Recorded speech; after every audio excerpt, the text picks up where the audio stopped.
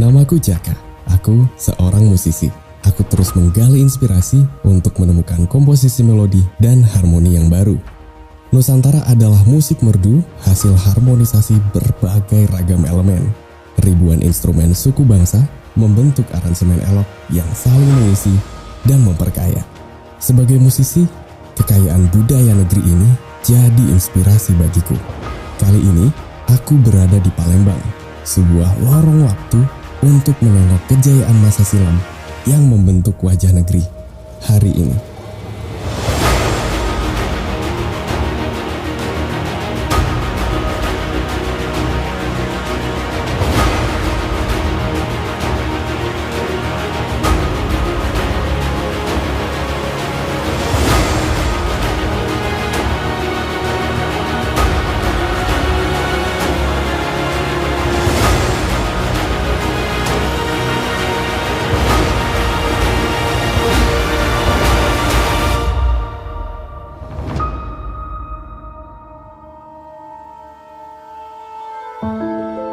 Lebih dari 1000 tahun yang lalu, musik indah itu bernama Sriwijaya, kerajaan besar yang pusatnya diperkirakan di Palembang kini, dan terletak tepat di tengah jalur perniagaan besar dunia masa silam, jalur rempah.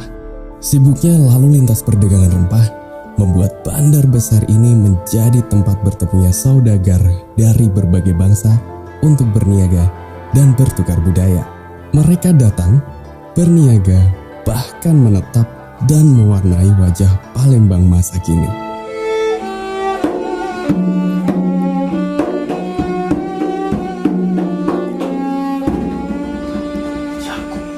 Inilah datang. Nah, kau datang. Aku kau datang. Bujang, begancang. Ya Allah, bedepang juga kayak kau nih. Alang kelambat begawi. Ini kapal datang. Barang. Astagfirullah. Buat tu lain tahu. Kau langsung lain tadi. Anak buah si kau ini, nah, kaju, motel. Nah, nak jadi apa kau ni besar ke? Pacar apa indah kan kau? Buat. Kaju. Nah, kau budak ini.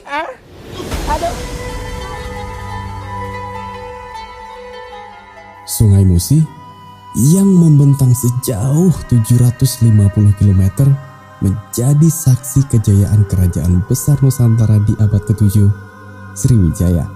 Sejak awal Masehi, jalur luar sungai besar ini merupakan jalur perdagangan antar samudra yang menghubungkan Asia Barat dan Asia Timur.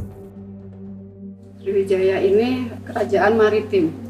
Nah, kalau kerajaan maritim tentu dia berhubungan tidak hanya dengan India dan Cina, tapi juga dengan komunitas-komunitas lain di waktu itu.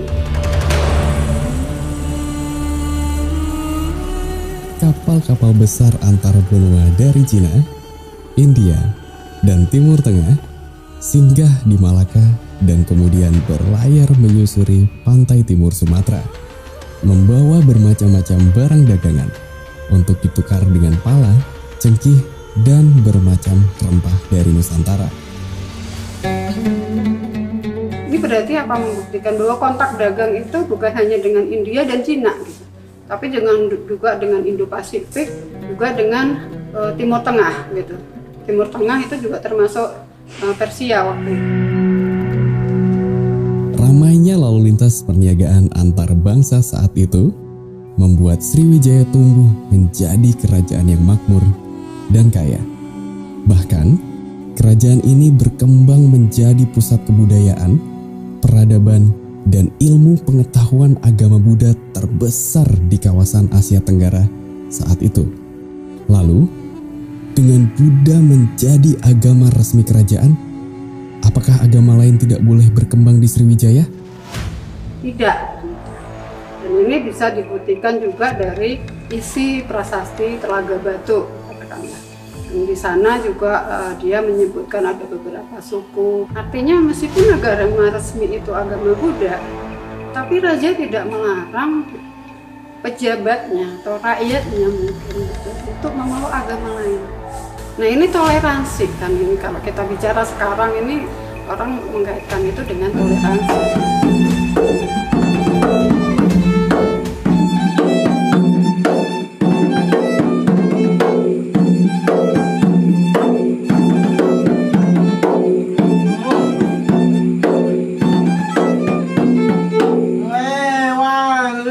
Bang mau kemana? Aku? Ya. Aduh gawe nak buru-buru ya. Wah, Ayo, jangan makan, Bang, makan. jangan buru-buru, mampirlah dulu. Ada urusan nak cepat gawe. Capek Iya. duduklah dulu. Iko. Kita makan pempek. Oh, kau apa? Anu. Oh, acara yang apa? lagi ulang tahun yang ke-300 pesta kita. Kau 100 tahun? Iya, tapi Ulang tahun apa ulang tahun? Tapi- ulang tahun, ha? pempeknya cuma 4, nanti saya tambahin ya. Iya. Aji, pempeknya ditambah. Nggak usah repot-repot. Ananina apa dia? Sholat Jumat. Maafkan, insyaallah. awet tidak tahu kalau Jumatan. Tidak apa-apa. Ya silakan. Anu muslim. Ya silakan. Mau lanjut makan pempek. Ayo lupa.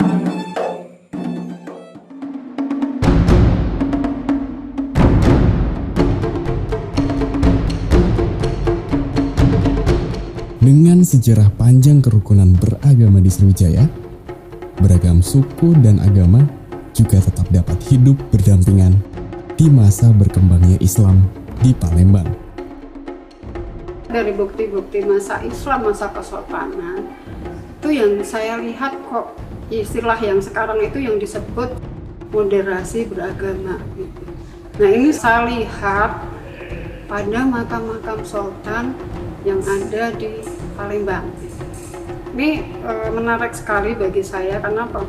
Ternyata kalau kita bicara soal sejarah masa Islam di Palembang, itu hampir semua tradisi lesan atau yang tertulis juga di manuskrip itu selalu mengatakan bahwa pendiri kerajaan Islam pertama di Palembang itu datang dari Jawa.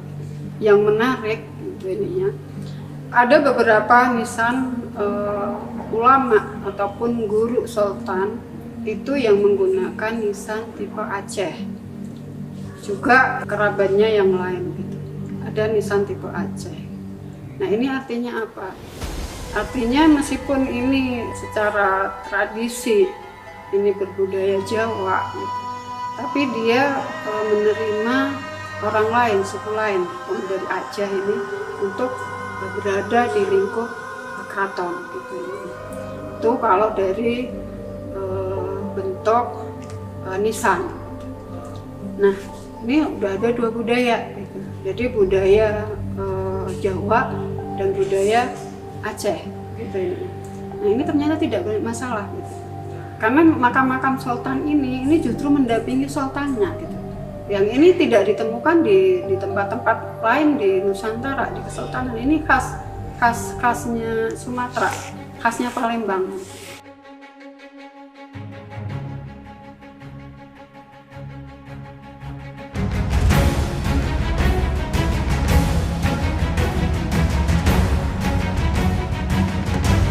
Sebuah pulau kecil di delta Sungai Musi seakan menjadi prasasti yang mengisahkan eloknya keragaman. Inilah Pulau Kemaruk. Memang di Palembang ini hanya ada satu-satunya yang kelenteng dikelilingi air di tengah-tengah pulau kan. Nah, itu mendapat sebuah legenda sejarah yang tentang ada seorang pangeran dari daratan Tiongkok, Tan Bun An, dengan Siti Fatimah yang suku Melayu. Palembang juga memiliki Kampung Kapitan, sebuah perkampungan komunitas Tionghoa berusia ratusan tahun. Kampung tua ini juga menjadi tempat dirayakannya keragaman di kota ini. Di sini kalau Bhinneka Tunggal Ika itu memang iya. Jadi nggak perlu saya jelaskan bagaimana cara membaurnya, sangat-sangat baik. Dari etnis Cina umpama Xinjia, Cap Gome, atau Kirap Dewa, ada Tanjidor, ada Barongsai. Kita yang Muslim ikut membaur, ikut membantu. Setiap tahun dia ada sedekah kampung.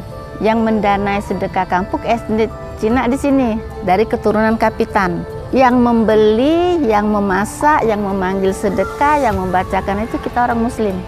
sedekahnya di lapangan.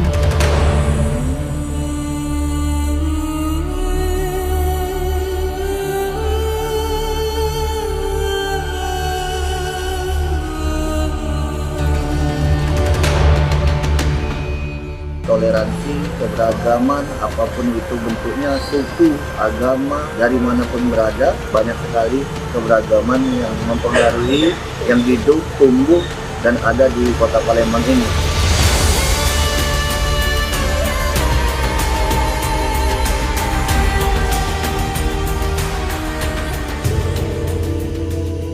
Indahnya keragaman etnis juga dapat dilihat pada keelokan motif kain tradisional Palembang.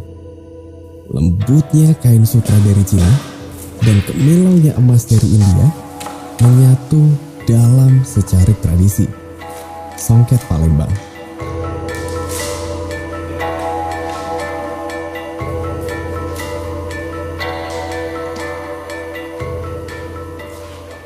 Songket itu sendiri sudah dikenal sejak masa Sriwijaya. Ini dibuktikan dengan adanya beberapa arca sudah menggunakan tutup kepala yang bermotifkan songket.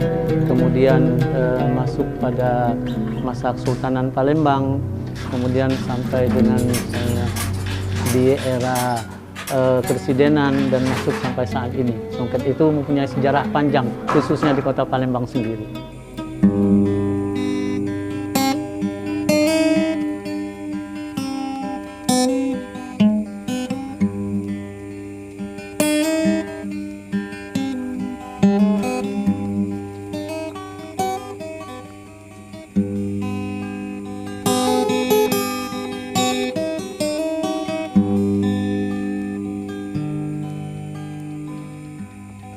Jangan ditebang si batang jati, si batang jati.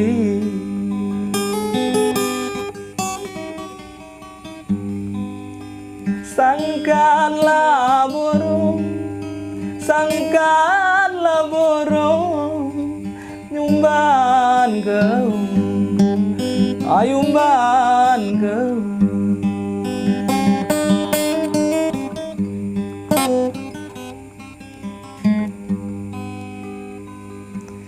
Alangkah susah rasa di hati, rasa di hati.